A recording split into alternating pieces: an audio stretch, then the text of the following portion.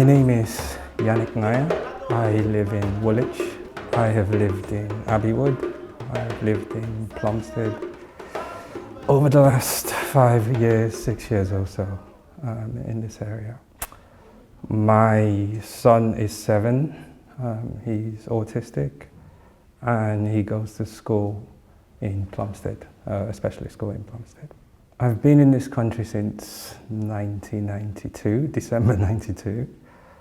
I've lived in London, I've lived in Manchester, I've lived in Sheffield, Ireland, Claudy. I grew up in a country, most people know it as Cameroon. I was born there, but the part I come from, it's southern Cameroon, as it's known internally, or Ambazonia. I have done many jobs before. At the moment, I'm one of the directors at BME Volunteers. We provide support and advocacy in the form of access to talking therapy to the BME and non-BME community in Greenwich. Having suffered with mental health challenges myself, I began with my own recovery as an alcoholic.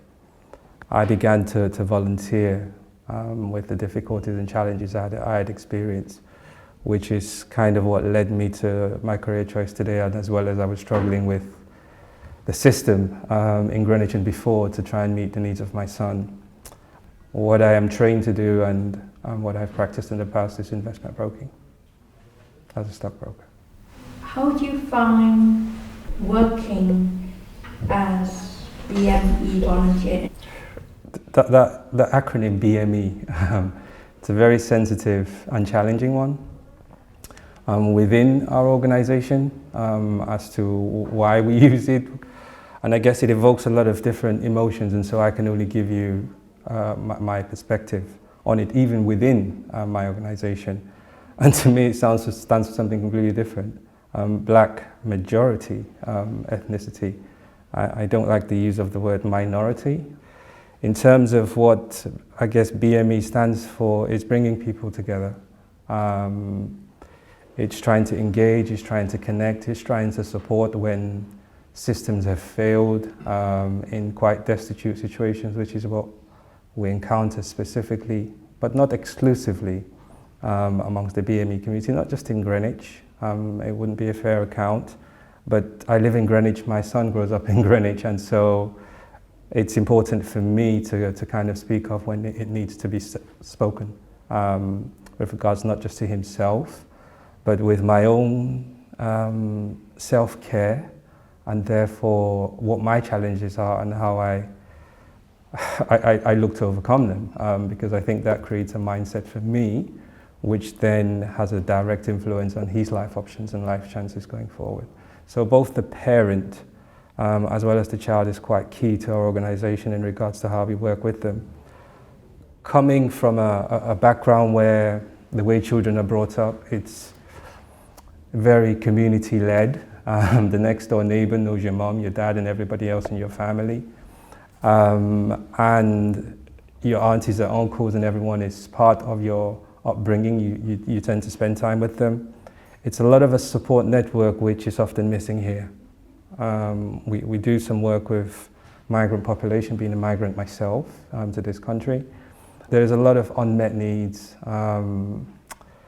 that we encounter during the course of our work, and the whole idea behind that is try and support, and quite often we can't, we don't have the resources to. That's why I say just sometimes listening or picking up the phone, even including us in this room, and engaging with family members, friends. Sometimes it's all it takes, and just listening to what is unfolding for them, which often is all we can do. And we just encourage others to do the same. How do you find the intersection of being black and disabled?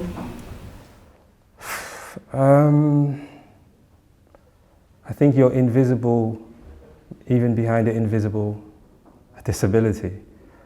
You're also invisible even with the physical disability. And then you can break that down and dissect it and intersect it in many different ways.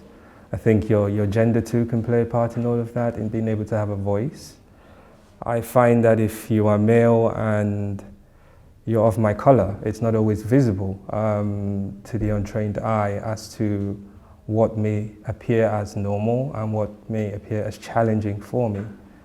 I think that is the case for a lot of other black men I encounter. We try and do some work around absent parenting. Quite often it's the father that's missing in that equation. And so I think my male experience has been similar to that. And I think the male experience that some of our service users from the Black Caribbean community in Greenwich has been similar. And so you start to track the impact all the way through to not in employment, education or training institutions, and that kicks off a network of other problems that we encounter in the community. So it's a very, very challenging experience, I think, if you are a man, if you're a black man, if you've grown up in this system, if you've had any kind of health need or condition from childhood. Most often it's not diagnosed.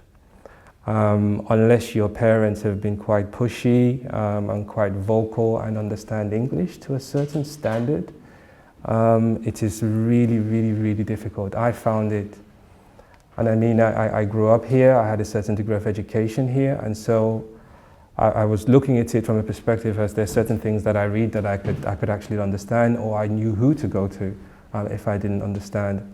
That's not always the case if language and English isn't your first language and you haven't grown up in this system.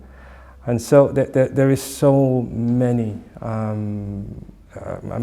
intersections that I don't know where to begin sometimes to answer that. There is still a long list of undiagnosed, specifically BME children, unless, which is some of the things I learned specific to Greenwich, you've been in the system. Then you may pop out the other side with something like a schizophrenia or some kind of other mental health condition, bipolar, depression, whatsoever. I think I can talk from today till tomorrow about this, and it's just, what is the point? I think with regards to it, what is the point of talking about it? So there's, on the one hand, you want to give the information, but the information is publicly known. So anyone with interest can access that information. I guess where I would like to come into it is, what can we do about it? How do we move forward from where we are? What you don't know, Eleanor, is that this would be, since I've been in this country, the first time I've engaged in any way, shape or form, or be part of anything that concerns Black History Month. There's other, I guess, key elements to that with regards to Black History Month is only a Western society concept. There isn't no such thing as Black History Month, where I come from and identify as home in southern Cameroon at the moment. I think what tends to be Black History Month is getting black people to talk about their history, which is already known. And there's a place for that because it's us celebrating our history, and we should be celebrating our history. So I'm very much for that. But I think the opportunity for change, i.e. what are other organizations doing to engage us?